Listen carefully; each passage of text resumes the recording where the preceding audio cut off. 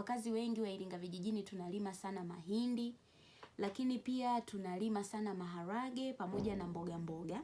Sasa kupitia vile vile vyakula vinavyopatikana katika vijiji vyetu, tuna uwezo wa kuandaa mlo kamili, au tuna uwezo wa kuandaa mlo ambao utatuhakikishia sisi tunapata virutubisho vyote muhimu.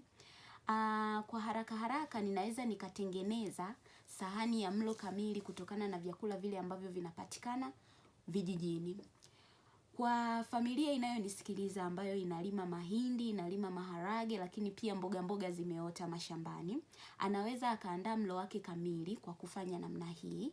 Anaweza akaandaa ugali, ambao hili ni kundi namba 1 linalotoka kwenye nafaka. Lakini chakula cha pili atakitumia maharage, ambayo hii ni mimea jamii ya mikunde kunde, litakuwa kundi lake la pili, kwa hiyo utakuwa ugali maharage. Lakini kundi namba 3 atatumia mboga mboga. Tunaweza tukasema mboga maharage au majani ya maharage, majani ya maboga, ndo mboga ambazo nyingi zipo sasa hivi kule Iringa vijijini. Kwa hiyo hili litakuwa ni kundi namba 3. Lakini bado tuna makundi matatu ambayo yanakosekana ili kutengeneza mlo kamili.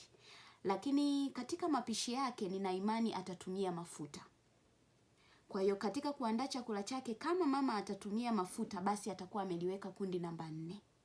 Lakini kule kijijini tulikotoka, au sisi wana Iringa vijijini, sasa hivi ni msimu wa mapera, sasa hivi ni msimu wa mapears, sasa hivi ni msimu wa matunda ya porini mengi mengi mengi. Yale matunda yanayopatikana kwenye kijiji husika ulipo, hakikisha linakuwepo kwenye mlo wako.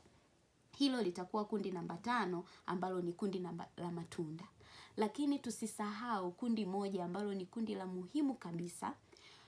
Ni ngumu sana kupatikana vijijini na kutokana na hali za uchumi wa watu, lakini vipo vyakula vya bei rahisi vinavyotoka kwenye hilo kundi ambavyo ni muhimu. Hili kundi nazungumzia ni kundi la vyakula vyenye asili ya wanyama, ambavyo kwa sisi watu wa Iringa vijijini ambavyo vinapatikana kiurahisi sana ni kitu kama dagaa.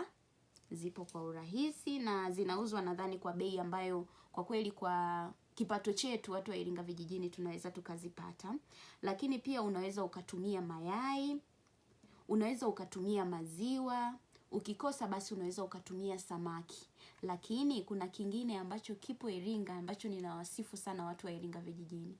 Jamani wahehe wenzangu, tunafuga simbilisi, tunafuga sungura, tunafuga kuku. Lile ni kundi muhimu sana la kuhakikisha unalipata kila siku katika mlo wako. Basi kwenye ule mlo wako uliouandaa, ugali, maharage, mboga za majani, umeandalia mafuta ambalo ni kundi jingine, ukaweka tunda labda ni pera au ni pears au ni parachichi, unaweza ukaongeza na dagaa, au unatakiwa kuongeza na dagaa ili ukamilishe sahani ya mlo kamili. Basi kama hauna dagaa hiyo siku, kaanga yai, kama hauna yai basi dumle kasimbilisi.